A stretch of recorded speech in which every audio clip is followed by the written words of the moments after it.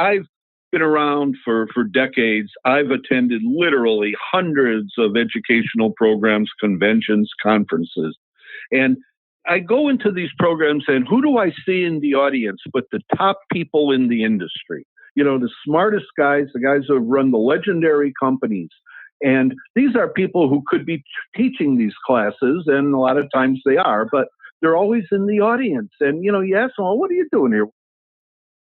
Welcome to the Home Service Expert, where each week, Tommy chats with world-class entrepreneurs and experts in various fields like marketing, sales, hiring, and leadership to find out what's really behind their success in business. Now, your host, the Home Service Millionaire, Tommy Mello. Welcome back to the Home Service Expert. I'm Tommy Mello, and today I have Jim Olsztynski on the line, and he is an author. He's done a lot of writing. He actually was the director of plumbing and mechanical from 1984 to 2011, and he just came out with the book, Bumps on the Road to Riches, How to Avoid the Big Mistakes That Kill Small Businesses. Jim, your last name is a little bit difficult, but I'm super excited to have you on the line today. How's your day going? Thank you. It's going great. Looking forward to chatting with you and your audience. Yeah, we've got a lot of plumbers and HVAC guys on that listen to the podcast. I think we're up to about 10,000 people a month. Super excited about it. And tell me a little bit about what got you writing for the plumbing and HVAC service providers, and just what's gone on since then and caused you to write the book. Well, I'm a writer by trade. I have degrees in English and served as editors of my college newspaper. And ever since, even while I was in school, which seems like millennia ago, I had articles published in various local publications, usually for pitiful amount of pay, sometimes just because I enjoyed writing for an audience. And I landed in the plumbing and HVAC industry because simply by luck of the draw. At the time, the owner and publisher of Supply House Times magazine, which is the leading trade magazine for distributors of plumbing and HV equipment, he was an industry legend named Charlie Horton, and he was advertising for somebody with my credentials when my resume landed on his desk. He hired me, soon out of college, and I knew very little about plumbing or HVAC or the distribution industry, but I'm not totally stupid, so I learned as I went along, and I soon learned to love writing about companies in the field and every day learning more and more about the industry, first on the distribution side. And then in 1984, Charlie decided to start a magazine for contractors called Plumbing and Mechanical. He named me as its first editor, and I served as editor of that publication until I'm looking at my timeline might be a little fuzzy, but at the time, Charlie passed away back in, I believe it was 1989, and his widow ran the company for a couple of years, but then our magazines got split up. Supply House Times got sold to another company, and I continued with the BNP as editor of Plumbing and Mechanical, and things stayed that way till around 2002, I believe it was, when BNP purchased Supply House Times. So I turned over to become editor of Supply House Times, retained the title of editorial director of Plumbing and Mechanical, the editor reporting to me. So I was editorial director of those two magazines, as well as for a time a magazine called PM Engineer, which was part of our stable. And I also published a paid subscription newsletter called PHC Profit Report. I think some of your listeners are familiar with my publications and me. At least I hope so. Well, you sound like the fact is that you've probably dealt with more contractors than all of us combined. So you've got a lot of knowledge because you've interviewed so many people, and you've got to actually be able to write about it. So that means you understand it. So it's pretty exciting to have someone like you that's seen people that have failed and seen people that have just grown up and on to be the most successful HVAC, plumbing, and different trade people out there. So this is going to be a really, really great podcast. Well, I wanted to hear more about bumps on the road to riches, how to avoid the big mistakes that kill small businesses. Because I know you told me half of it was for the stuff you've written in the past. Half of it was just being a consumer and seeing these people in these different trades make these mistakes, and some of them that are just killing it out there. And you were able to separate that as well as being on the consumer side. Yeah, well, over the years, I wrote and when I was the lead editor of both Supply House Times and Plumbing and Mechanical, I wrote a regular editorial column that would focus on various issues facing the industry month after month. These were monthly publications. Later in my career, I wrote a column called Smart Business that was syndicated within the construction division of BNP Media Company, my employer, and it was picked up by a number of magazines in that division. Snips was one, Walls and Ceilings, National Driller, Roofing Contractor are ones that immediately come to mind. There may have been one or two others that I forget since I've been kind of semi-retired since 2011. And then for a period of time, I wrote that paid subscription newsletter called PHC Profit Report that I believe was very well received. And my book grew out of a selection of articles I had written for those publications over the years. I organized it around various themes and included some new material about businesses that I just came across in the course of my casual reading and just basic interest. And and the inspiration for my book came not only from these professional experiences, but hey, I'm 72 years old. I've been a customer buying goods and services from numerous companies over the years, and part of what makes me a journalist is observing what people do right and wrong, and I've incorporated a lot of my observations from the customer perspective into the book as well. Yeah, I think that's very, very important because the customers are the lifeblood of our company. One of the things I noticed that you talk a lot about here is there's a big difference between managing people and actually being out there in the field doing the work. And it's a common misconception that the former is easier to do. So, it's hard to manage people. A lot of us start out as a plumber, as a garage door tech, and then we decide this can't be so difficult. Let's go ahead and start our own business. And I was just in Colorado Springs recently, and my cousin's got a business, a garage door company, and it's all the same. After doing this long enough, I know the trades are pretty same as the others. So I just noticed that he works all day. He runs the jobs. He does the estimates. And I talked to him about it. I said, the old cliche, you're working in your business, not on your business. So tell me a little bit about your experience with that. Well, a lot of people in the trades know how to operate some very complicated machinery, but there's no machinery as complicated as human beings. And it happens that your best trade worker gets promoted to foreman, or your best salesman gets promoted to sales manager. And what happens is you weaken both positions. It's too often. And too often people in small businesses get promoted to supervisory positions without the slightest bit of training in management. And dealing with people is very, very complicated. And my experience is mostly in the construction industry, and construction industry may be one of the worst at construction and construction services, because, construction people are renowned for being gruff, my way or the highway type of bosses. They aren't the touchy-feely types, who are going to be very concerned about the personal feelings of their workers.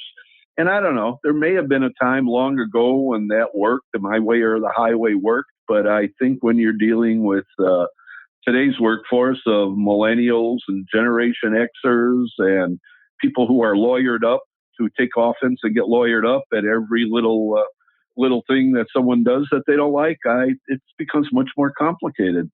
Our management is more an art than a science.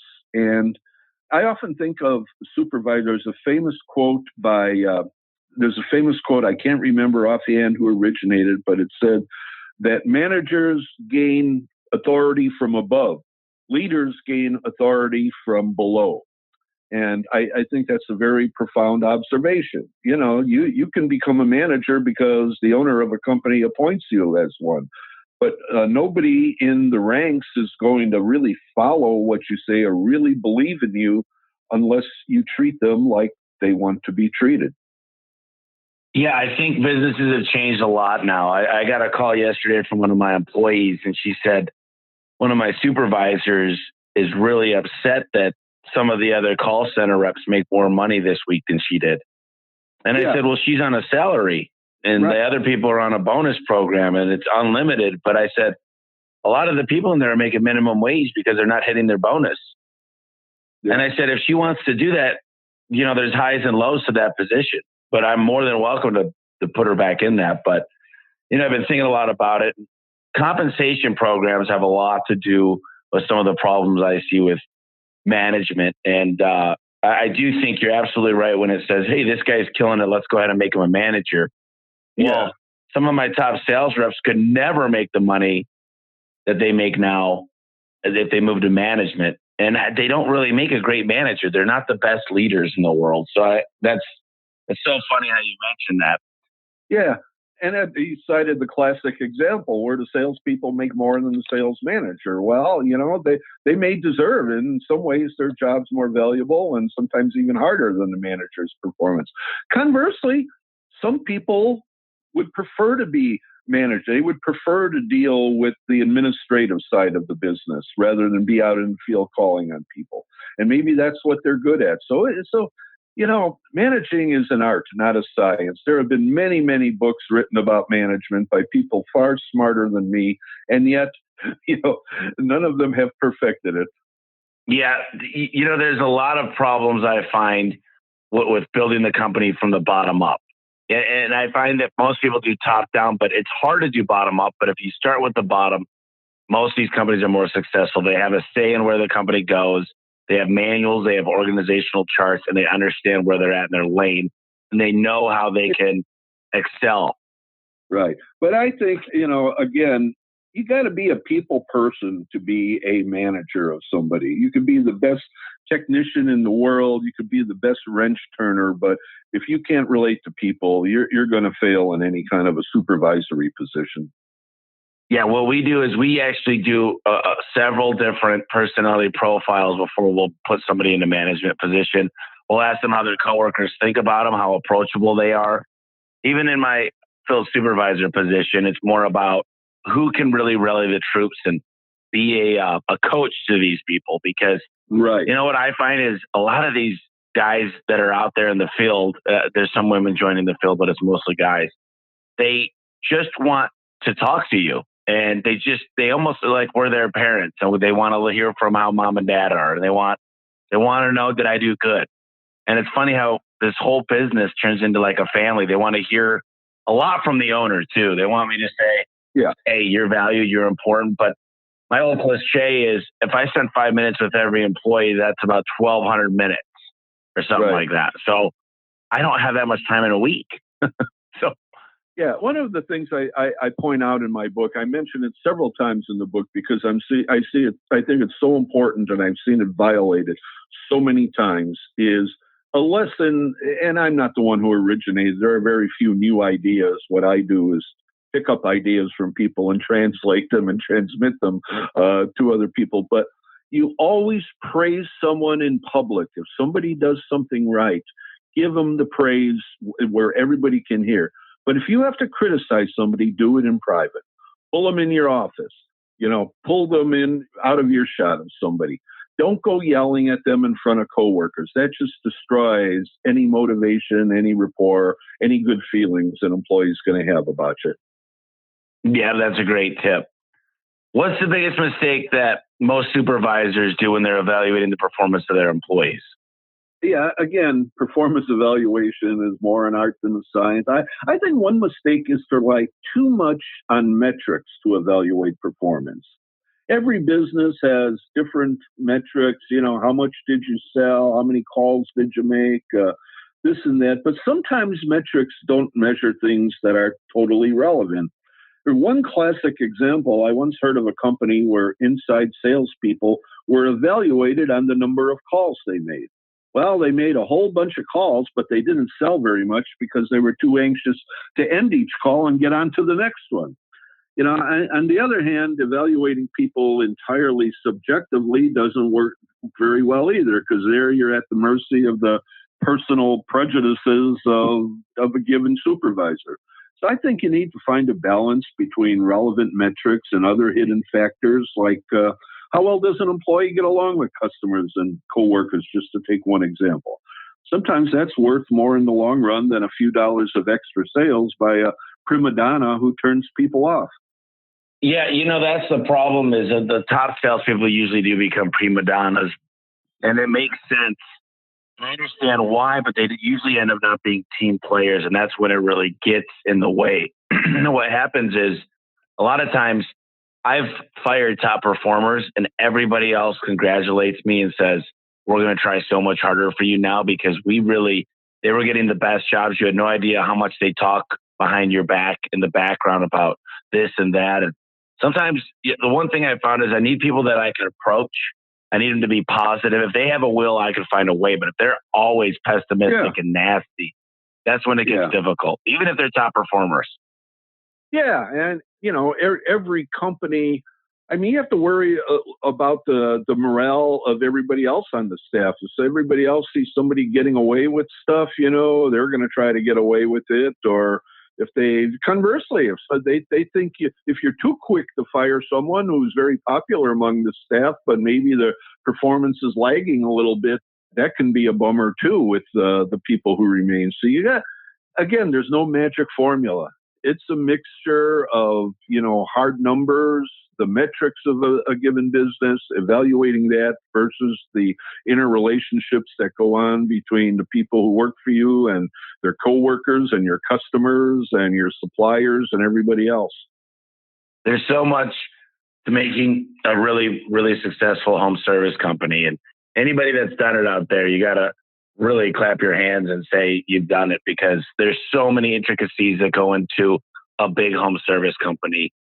And the one thing I find is a lot of business owners think they make $200,000 a year for their business, but that's what they pay themselves. So take them out of the picture. You pay somebody $100,000 to run your job that you're doing.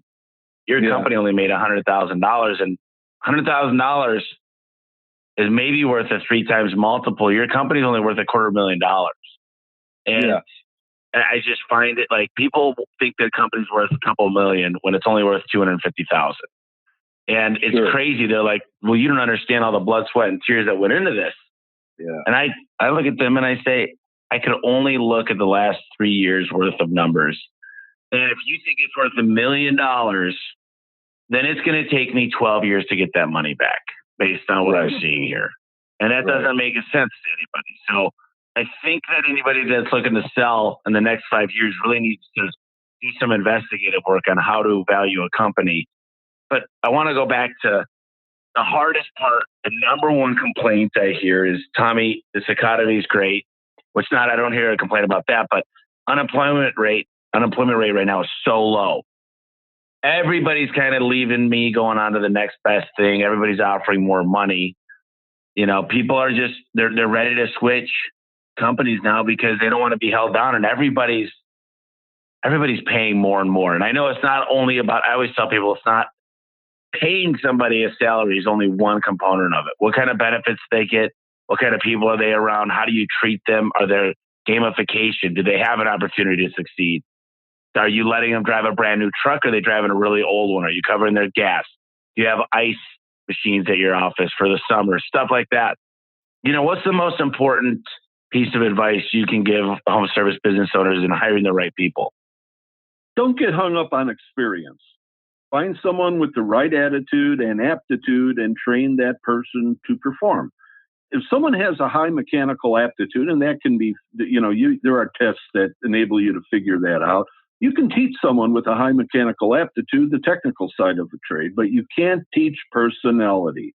And I think this is especially important for service company owners whose technicians deal with customers in the field. Now, okay, I understand that sometimes you're in desperate need of someone who knows what they're doing. You got a truck standing vacant, and you can't afford to train someone from scratch, and you need immediate help, immediate performance from someone. But then don't be hamstrung by arbitrary numbers when it comes to experience. Like, for example, I always see ads in the papers for plumbers or the like specifying 3 years experience or 5 years experience. What's so magical about 3 years or 5 years or 10 years? Most people pick up the basics of a trade within a year, and they may turn out to be better performers than someone who's been doing the work for 10 or 20 years, but keeps changing jobs because he's a knucklehead. All right. And I know a lot of plumbing companies and HVAC companies that are always looking for help, and they pass out business cards to people that wait tables on them, in a restaurant, or the truck drivers who deliver goods to them. If these people have good personalities and know how to deal with people, and if they want a good job, that they'll hire them, and within 6 months, they have them out in the field doing at least basic, service work. And for most of them will tell you they've had much more better experience doing that than some plumber who's been around for 10 or 20 years and has had, 6 different jobs because either he can't get along with the employer or he's stuck on doing things the old way or for whatever goofy reasons. I see that a lot. I see people jumping jobs, and I used to, younger in my business, I used to just hire people with only experience, and I still will hire somebody if they've got experience, if I could steal them, or if they just moved here from another company. But for the most part, when you're coming in, I'm hiring you solely on personality and the fact that you have confidence, you can look me in the eye. That's why I love servers. That's why I love bartenders. I love busboys, because they've worked in the field. They've experienced other people's, they've worked with different ethnicities, tough word. They've worked all over with different types of people, and they make such good service people. And, they come in knowing what I expect of them. So they're not like, well, this isn't what I'm used to. And you say, well, you're going to need to use an iPad. You're going to have a good driving record. You're going to need to smile when you talk to my customers, ask questions, put up stickers. You're going to put a sign on the front yard. There's a lot of things I'm going to ask of you. This isn't a 9 to 5. Well, they're not used to a 9 to 5. Number one. Number two, is they don't say this is BS. Because they never had a previous job. They don't know any better. So I definitely think that coming in fresh and just having these expectations and knowing them up front, I think it's kind of like a lot like dating. You get somebody that comes in, and if you change everything when you're dating somebody and you say, listen, I'm going to start going out all week. I'm going to go out on the weekends. I'm going to join a softball league and a volleyball league, and I'm going to golf this day. They say, I didn't sign up for this. They say, what happened? Why are you changing so much? This is way more than I signed up for. So a lot of times you'll see as you start making these huge spurts in growth, that some of the people that are coming up with you are they're not going to, because they're going to say, this is BS. I didn't sign up for this. So you change as you grow. I mean, have you experienced that? Oh, absolutely. Hey, let me tell you some of the best labor markets that are kind of hidden from us. Well, first of all, not exactly hidden, and sometimes it's difficult to connect with them, but military veterans make some of the best employees. If you happen to do business in an area where there's a military base around or a big city, I would make an extra special effort to recruit military veterans. These are predominantly young people, but some of them joined when they were 18 years old, and maybe they served 4 or 5 years, and they're still in their early 20s, but they are disciplined. You can pretty much count on them being drug-free, at least more than the population at large. And they've had jobs with enormous responsibility, driving tanks and working on equipment, worth millions of dollars. The other thing that a lot of people don't realize is there are any number of college graduates and college dropouts who would make great candidates for the trades. So many people are being compelled to go to college nowadays because of peer pressure and their parents forcing them. Let me share an anecdote with you. Long ago in my college days, I told you I have a master's degree. Well, I had a teaching assistantship. I used to teach basic writing classes, at the University of Illinois. And I had one student who just didn't get it. He wrote terrible papers, and I could barely understand what he's trying to tell me. And I like every other instructor, I had special office hours. So I invited him to come see me for an hour, and I tried teaching him the tricks of my trade, which is writing, and And his eyes were kind of rolling around, looking really bored. And I could tell he wasn't really focused. And I said, well, tell me, what do you plan to do after college? He says, I don't know. He says, well, why did you go to college? He says, because my mother wanted me to come. And so I said, well, what would you like to do? I like to work on cars.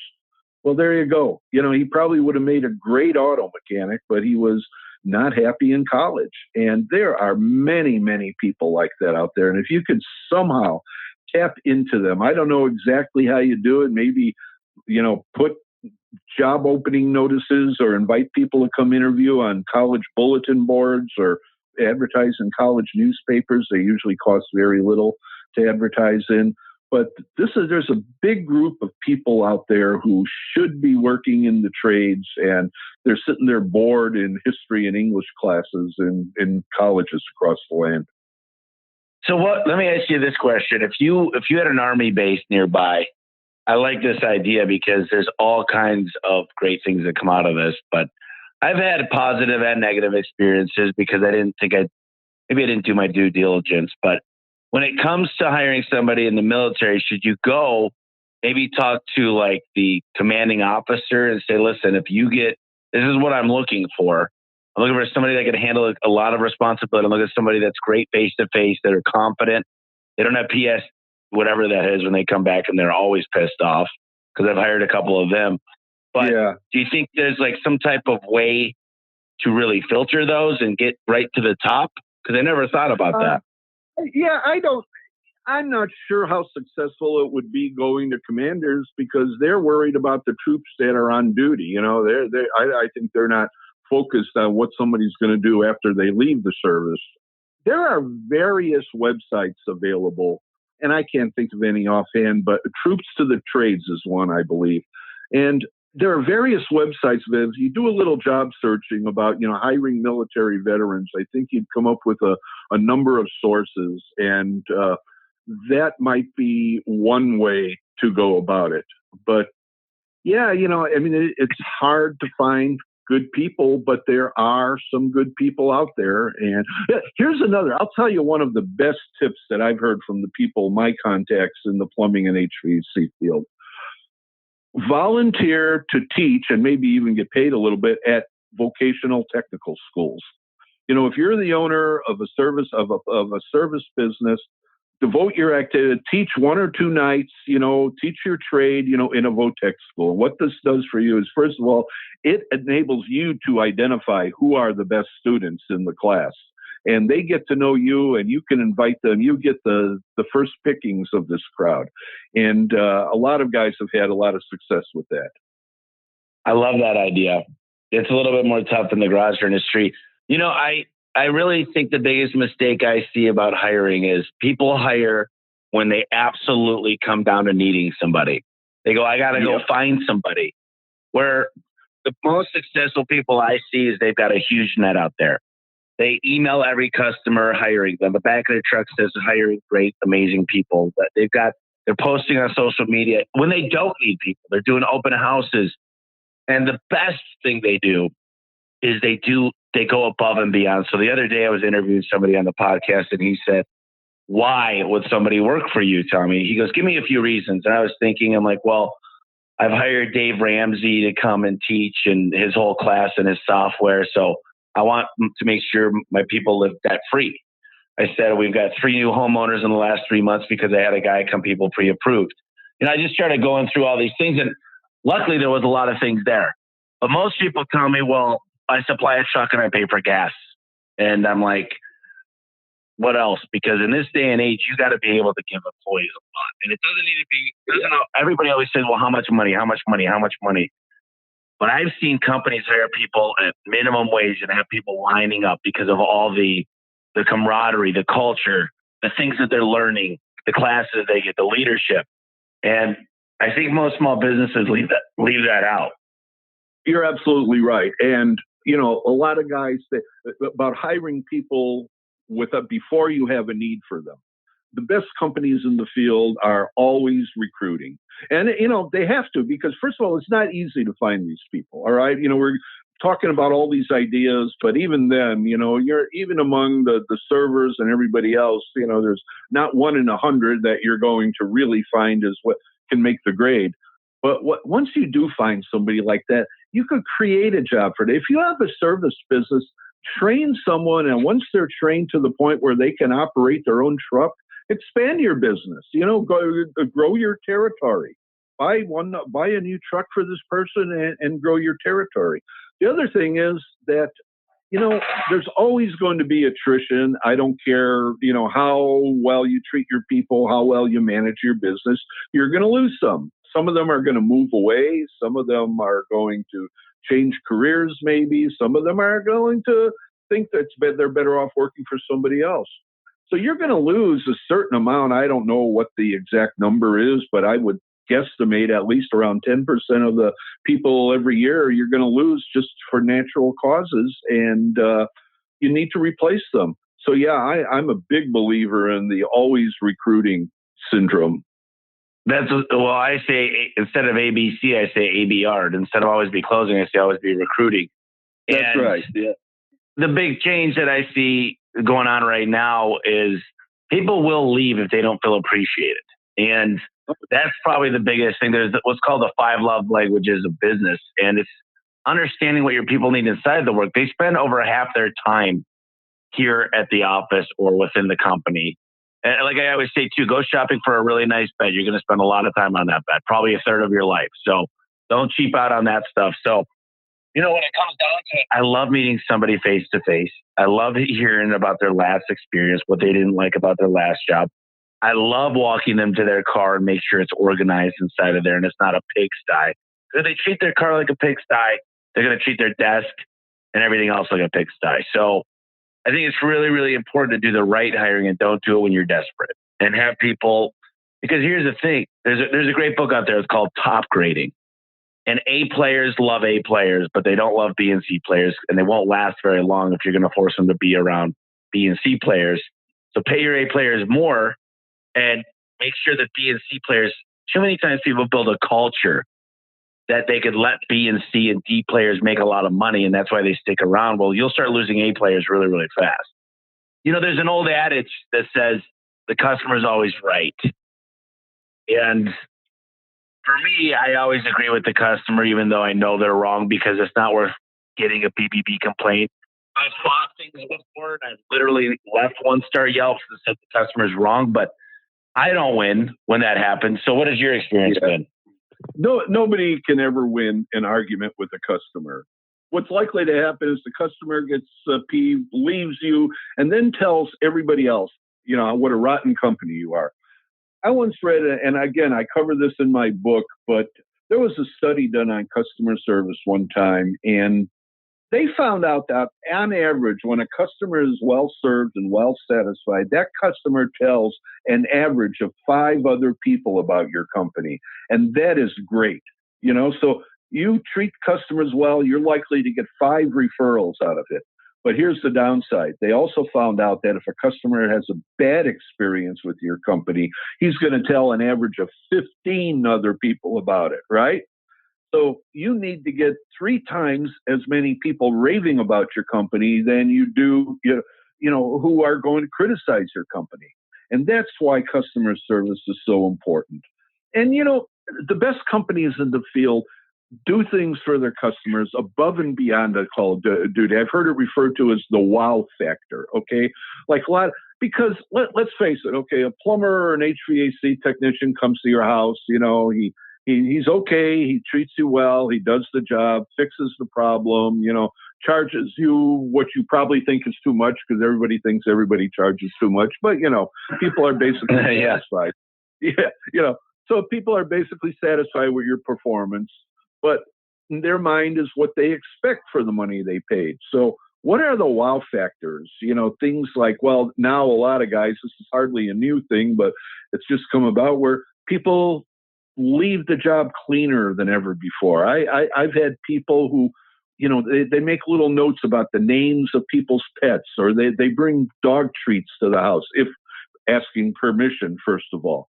It's a good idea to, let fast service call the customer, like before your technician arrives, say, okay, he's on his way, he's going to be there in about an hour. And then when it's another half hour, he's going to be there. Little things, some people do things even like they'll ask the person, do you have any light bulbs that need changing? Do you have any little thing around the house that needs fixing, a doorknob loose or something like that? These are tricks that the very top performers perform for their customers. And then people will say, then you have, the old time, I don't have time to do all that stuff. You'll have the time if you charge what you need to charge to make a good living. I mean, if you're selling your services on nothing but the basis of price, you don't have time for anything then. 100%. Say that again. Yeah. Tell that to the listeners. I need to hear that again. Yeah, if you don't charge the price you need to charge to make a good living for yourself and your people, you're never going to have time to do the job right. And you're always going to be living hand to mouth. They shouldn't even be in business. I'm going to say, Jim, they should not be in business because they complain. Absolutely. It's all over social media. They say these people charge too much. You know why? Yeah. Jim, if you were to come to my office right now, I could introduce you to some people. I could introduce you to my marketing team. Then I could walk and I could show you all my dispatchers. Then we could walk into my door ordering team. Right. Then we could go into my accounting team. Then I could go into my recruiting team. Then I could go to my call center team. Then I could go to my warehouse team. Then I could go to my nighttime team.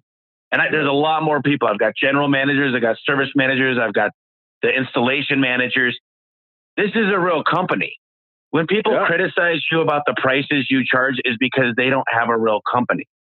That's right. That's right. And most guys go into business. They don't have a clue about business. All they know is they're getting paid, just to pick a number, $20 an hour, and they see their boss charging, $100 or $200 an hour for their labor, and they say, "Hey, man, I'm going to get rich." And they don't understand that. First of all, they're working 40 hours a week. If they're going into business for themselves, they're probably not going to be able to book 40 billable hours a week. All right, And secondly, if they go into business for themselves, there's a lot more involved than simply doing the work. There's the marketing and the bookkeeping and the legalisms and all that goes with it.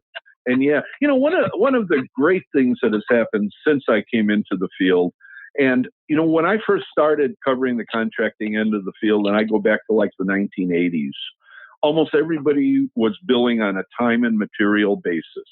And then some of the innovators in the plumbing and HVAC field started doing what was called flat rate pricing. Other people have different terms for it, value pricing or job pricing or whatever you want to call it. But go into the house, give an estimate of what it's going to do to perform. And your estimate is base. It's not, hit and miss. There are books that help you out about how many hours it should take for you to perform, certain types of jobs. And more people are doing that these days, and it's really upgraded the industry. I see so many more people nowadays that they're driving real classy service vehicles, not beat up old pickup trucks. They're wearing booties when they come into the house rather than trekking mud. They wear sharp uniforms rather than their butt crack showing with trousers. So the industry has largely been upgraded over the years, but there's still the bubbas out there, who show up with a cigar hanging out of their mouth and, you called for a plumber, Yeah, and those are tough because they're going to be around for a while. I find that when the economy's good, a lot of these people come work for companies, and when the economy's bad, they break off on their own.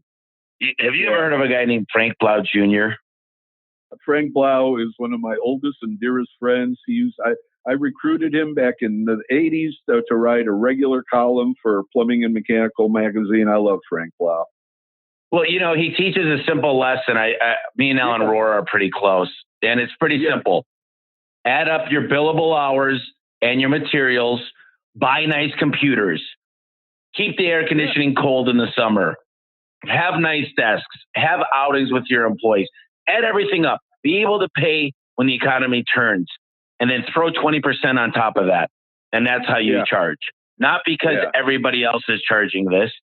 And there's another good book called Raving Fans. And I'll tell you what, it talks about why do people go to golf courses that are 10 times more expensive than the local little par 3 course?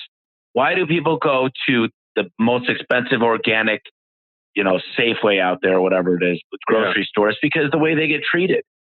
And people always think it's about money, but I'll tell you what, in my double blind study that we did with 500 customers, the number 9 thing was the price.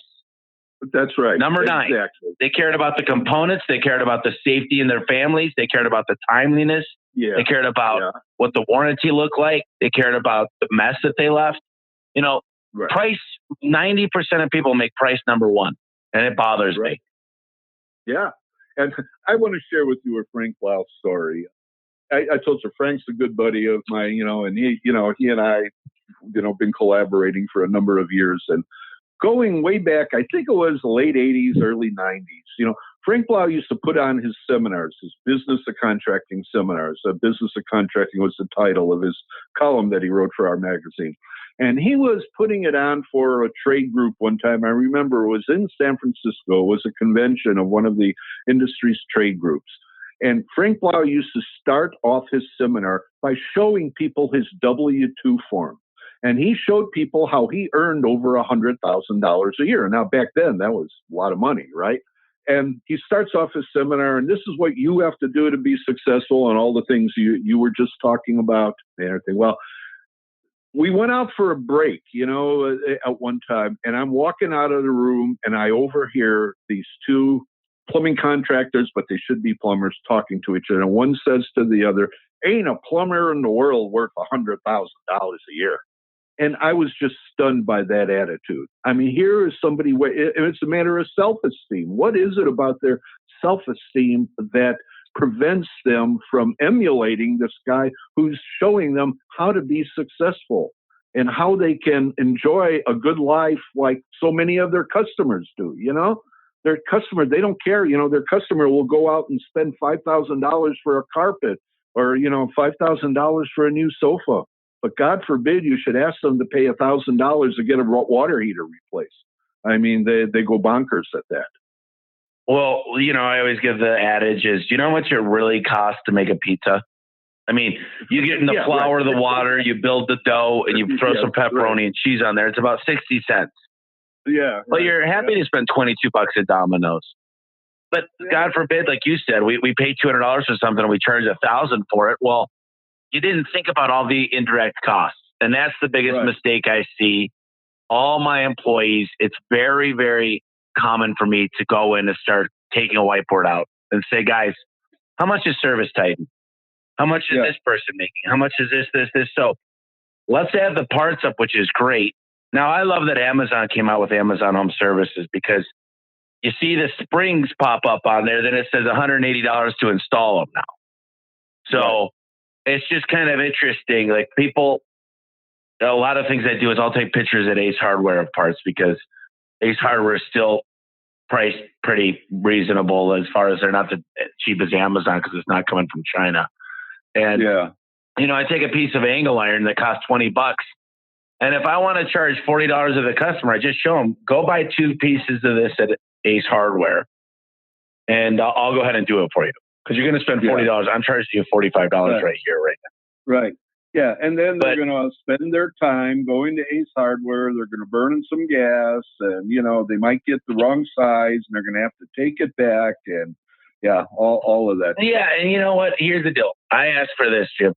I asked for drug tests. And I don't say this in my ads, but you're going to be drug tested. You're going to be background checked. Number 1. Number 2, you're going to smile. You're going to talk to my customers. You're going to be presentable. You're going to have a clean driving record. You're going to be able to do sales with body language, eye contact, and confidence. And then on top of that, I'm going to need you to do all the mechanical side of it because while you're there, you need to fix it.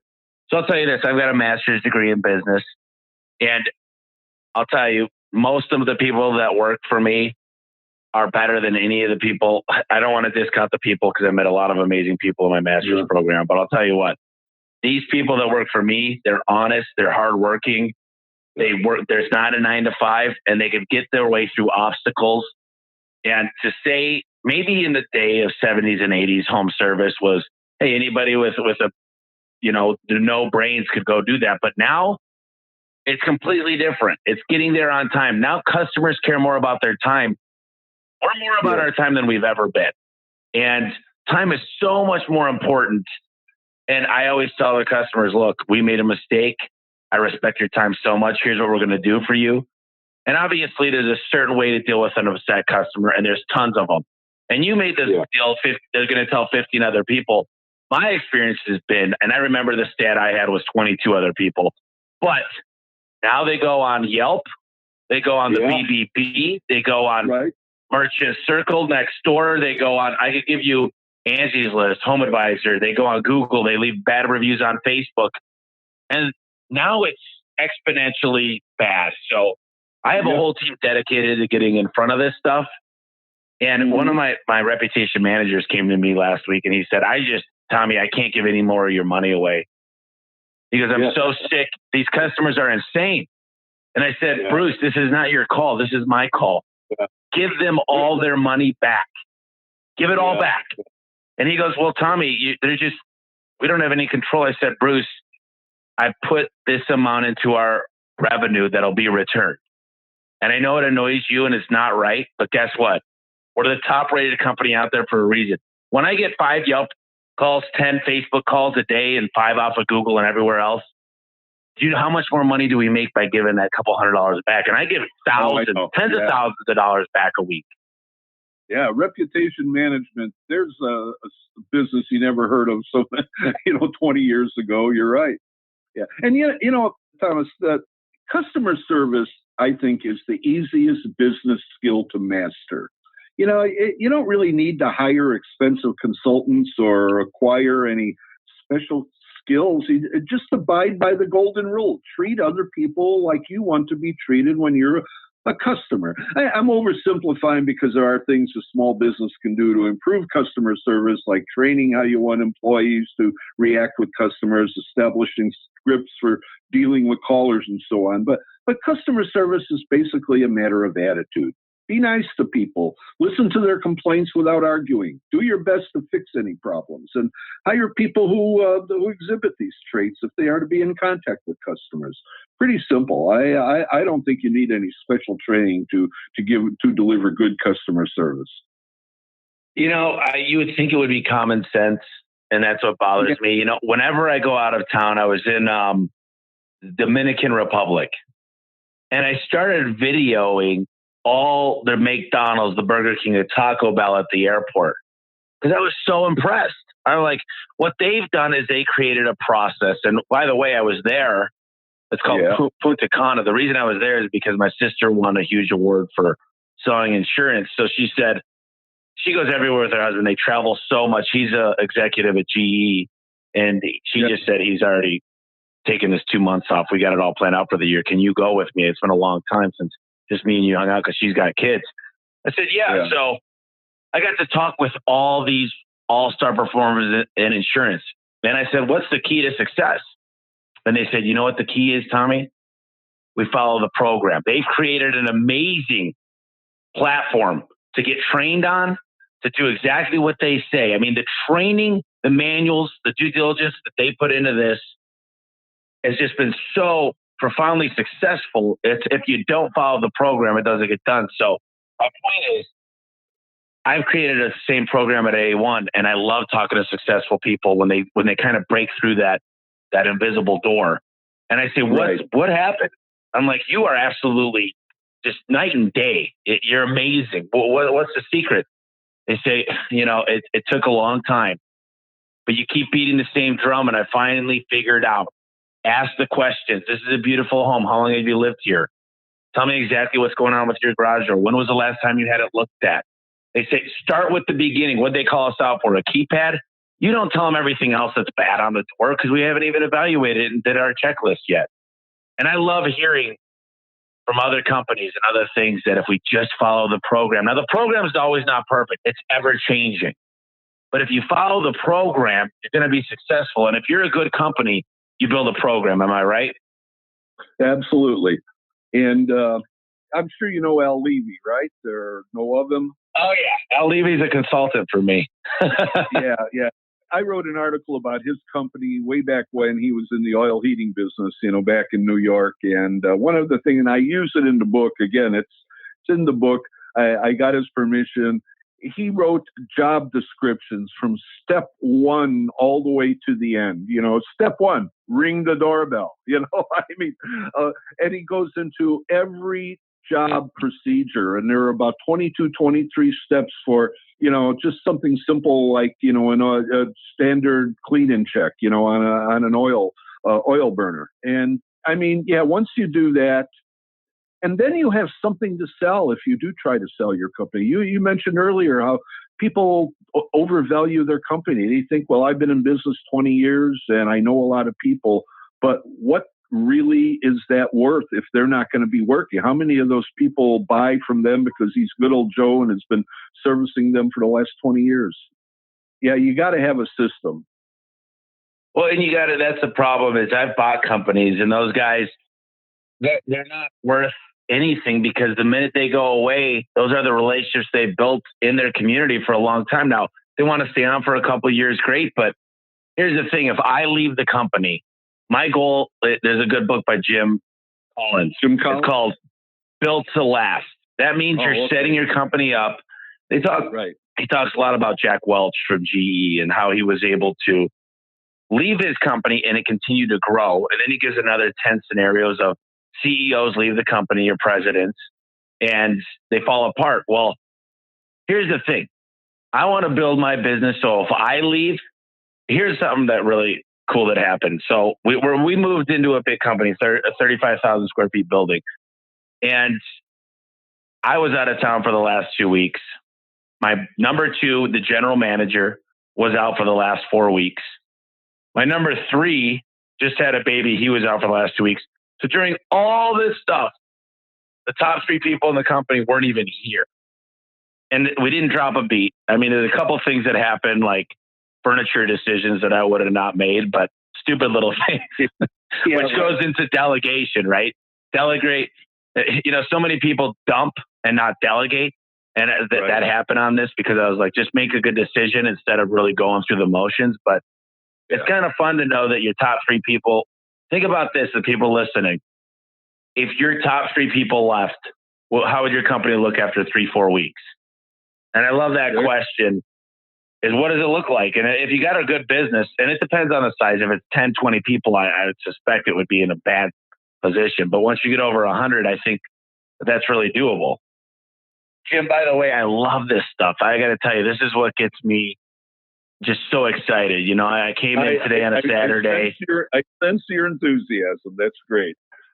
And I'm just, it's fun because all the same people I know. So, you've been an editor for a long time. You've got to know a lot of these people, and it's really cool that it's a small circle. Like, look at Jim Abrams. I don't know if do you know who Jim Abrams is? Yeah, I don't know him well, but I know who he is, and I've chatted with him from time to time. I mean, those guys, they did a revolutionary thing in the HVAC, plumbing, electrical business. And that's kind of Terry Nicholson and all those guys. I mean, it's crazy. Direct energy, and just Alan Rohr and these legacies. I've learned a lot just by listening to these successful people and applying it to my industry. Yeah. One more thing I'd like to interject. Okay. And that is that, I've been around for decades. I've attended literally hundreds of educational programs, conventions, conferences. And I go into these programs and who do I see in the audience but the top people in the industry? The smartest guys, the guys who have run the legendary companies. And these are people who could be teaching these classes, and a lot of times they are, but they're always in the audience. And, you ask them, well, what are you doing here? Because, if I pick up one good idea, one little idea, it'll pay for my trip. And then you talk to the guys who can never attend because they're always too busy.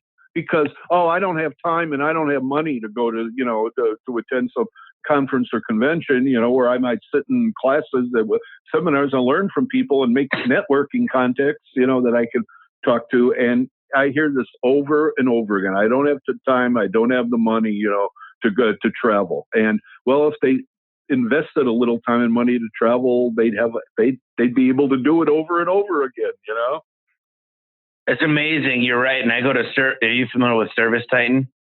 Yeah. Service Titan is our CRM. It's kind of taken over. There was a couple other huge huge softwares. And I think software is I think in the 80s, obviously in the 90s, software wasn't really as important. There was QuickBooks in the 90s, but software now does the text messaging to the customer. It makes sure to leave a review. It does. Yeah. It tells us how long guys spend on certain types of jobs. It really, I think you're right when it comes to key performance indicators to not look at them as they're the everything, because I look at guys and I say, what's their willingness to change? What's their aptitude to listen versus hear, Mm-hmm. Yeah. It's just interesting because there's so many facets we could talk about. And I know, tell me a little bit about, so you pulled in all these articles into this book that you wrote, and then you also gave a lot of perspective on what makes a great home service company. Tell me a little bit about your perspectives on what you've noticed that really blew your mind, and tell me some of the things that really annoyed you that should have been done. Well, the things that really blow me away are the way through the course of my career, how many sophisticated service companies have arisen. We could say, the Bubbas are still out there, and they probably always will be, because there are a certain number of people who want a job done cheaply, but I think the industry has grown in sophistication. You see these service trucks with their bright colors, all around the place. There are organizations now to help service contractors. I write a blog for, I don't know if you've heard of Nexstar, but they have a subsidiary called explorethetrades.org. I write a blog for them trying to entice young people into the trades.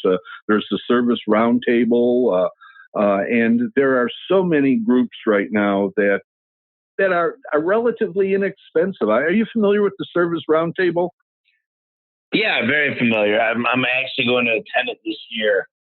Really looking forward to it. Yeah, well, Matt Michelle, the guy who started it, he and his staff, they have one of the best staffs in the world. And it costs something like $100 a month to belong. And you get access to their website, which has all of these business and training tools around. And you get to meet people who have made the mistakes that you're making, a year before, and they could tell you how not to do it. They have an online forum, where people talk about problems, and they get responses from people all over the country about how to deal with it. And for $100 a month, it's a no-brainer. And yet, I've sent many people their way over the years, but there are some people say, yeah, okay, I'll check them out, but they never do, because it's going to cost them $100 a month, and hey, $100 is $100, Yeah. I mean, I don't know. It's just that attitude that has to overcome. I hate it. Yeah. Right. I mean, if I told you, between you and I guess we're on the podcast, but I've paid several $100,000 last year for consulting through everything I've done and coaching. And I got to tell you, to get on a podcast with a guy like you, and the gold nuggets I could pull from this is like, it almost means I would pay thousands of dollars for opportunities like this. But the fact is, we get to share this with everybody. We get to tell them about your book. We get to tell them where to go to buy it. And it's so fun because a lot of people, we get into these deep conversations on the podcast, and you've been doing this since 1984. And anybody that doesn't want to listen to you and understand where you've been and where you're going. Actually, been doing it since 1977. I started Plumbing and Mechanical in 1984 as its founding editor, but I had 7 years before that. So I'm an old timer, man. But but I think young, or at least try to. It's crazy. And what other tips? Because here's the deal. What I always try to do is I always try to give gold nuggets away on the podcast. Real quick, I'll tell you one of my things. I had a $70 million. This is probably the best tip I could give is I have people come into my business and criticize me. Of course, they tell me how good I am and blah, blah, blah, blah, blah. Yeah. I don't give a shit about that. I care about the 30%. What they say is I need to improve and get better. And I'm an open book. I came in, I showed him my financials, and he said, dude, he goes, you want the good or the bad? And I said, well, always the bad. He goes, yeah, this is horrible. He goes, you're losing so much money in 5 of your markets. He goes, why do you want to stay in these? And I said, well, they take time to turn them around. They're newer markets. He said, look at this. You're in 12 states, 20 markets. He said, if you were to take your time, because you only have 3 things. You have time, money, and energy. If you were to take your time and energy and pour it into one of your great markets, how much more could this grow than this? And I said, okay, that's a good point. And then he showed me 10 more examples. And here I was kicking myself, literally, like, it was probably the best lesson I've ever got at one-on-one after showing somebody that knows their stuff financials. But, that was a gold tip for me. I mean, what are some of the things that really stick out to you? And you know all the same people that I study. So it's really cool to get you on this podcast. Yeah. Well, good. Well, I've enjoyed chatting with you, Thomas. It's been a pleasure. And I have a few more questions for you, though. Sure. Okay, go right ahead. Okay, so if somebody wants to get a hold of you and they want to read the book Bumps on the Road to Riches. Right. Just go to Amazon.com, put in that title, and they'll take you to the page, and it's there. Well, I'm ordering one right now. And then tell me a little bit about if they want to get a hold of you personally and they want to just get your feedback, what's the best way to get a hold of you? I'd be happy to talk with anybody anytime. Email WRDWZRD at AOL.com. That's Word Wizard without the vowels. And by the way, that handle was given to me by Frank Blau. Frank Blau's been calling me Word Wizard for years and years. And that email, I don't even like AOL, but I still have AOL because it's bookmarked all over the country. But that was my original email when email first came out. I guess it was back in the early 90s or something like that. So I adopted Frank Blau's Word Wizard handle. That's my email address, Word Wizard without the vowels at AOL.com. And my phone number, 847-915-2329. That's my cell phone. I'm happy to talk to anybody at any time. And except when I'm out playing golf, then I'll call them back. I mean, at 72 years old, so much knowledge. If you had to tell us about, this is what I do with every podcast guest. If you had 3 books, the most influential books that you could tell somebody, and I know a big one is Work on Your Business, Not in Your Business. What is that? The E-Myth. Yeah. But if you had to give 3 books that you want these people to read right now that are listening, what would they be? Jim Collins, Good to Great. I'll tell you, one of the best books about marketing is by Dan Holohan. Dan, are you familiar with Dan Holohan? I'm writing him down right now. I might have his book. What's the title? Well, he's an expert in a very specialized niche. He and L. Levy are good buddies.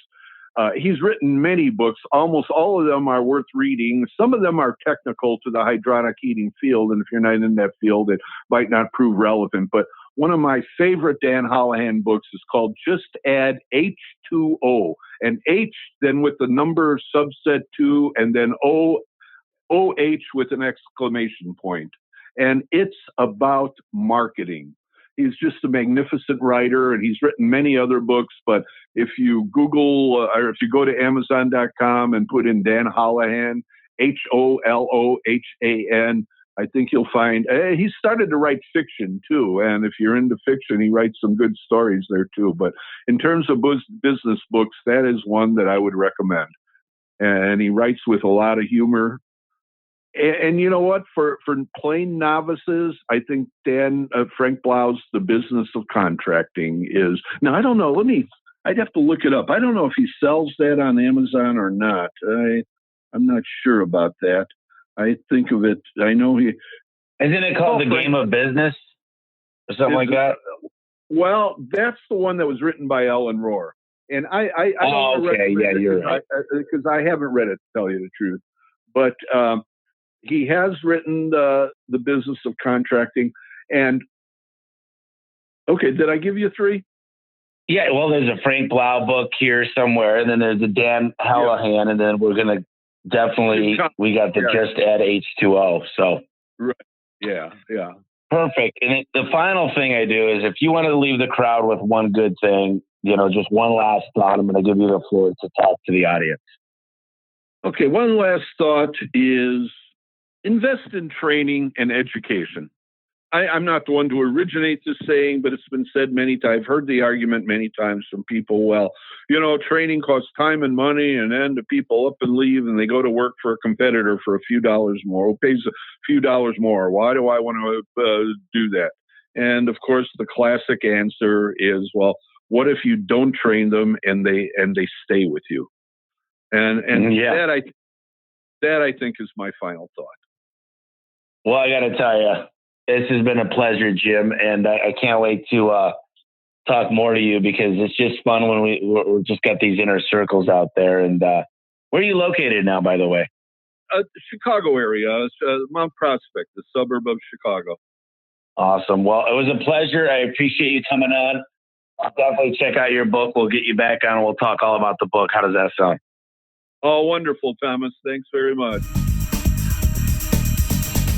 Hey guys, I really appreciate you tuning into the podcast. I wanted to let you know that my book is available right now on Amazon. It's called The Home Service Millionaire. That's homeservicemillionaire.com. Just go to the website. It'll show you exactly where and how to buy the book. I poured 2 years of knowledge into this book, and I had 12 contributors. Everybody from the COO at Home Advisor to the CEO of Valpak, and of course, Ara, the CEO of Service Titan. It tells you how to have the right mindset and become a millionaire and think like a millionaire. It goes into exactly how to turn on lead generation. Have those phones ringing off the hook for the customers that you want to be calling, where you can make money and get great reviews. It also goes into simple things like how to attract A players. Listen, if you want a great apple pie, you need to buy good apples, and you need to know where to buy those apples. And it also talks about simple things like knowing how to keep the score. You should have your financial check every week. You should know exactly what's coming in and out of your account. You should know when to cut advertising that's not working. And more than anything, you should know how to cut employees that aren't making it for you. Listen, you might have a big heart, but this book is going to show you how to make decisions built on numbers. I hope you pick up the book, and I really appreciate everything. I hope you're having a great day. Tune in next week. Thank you.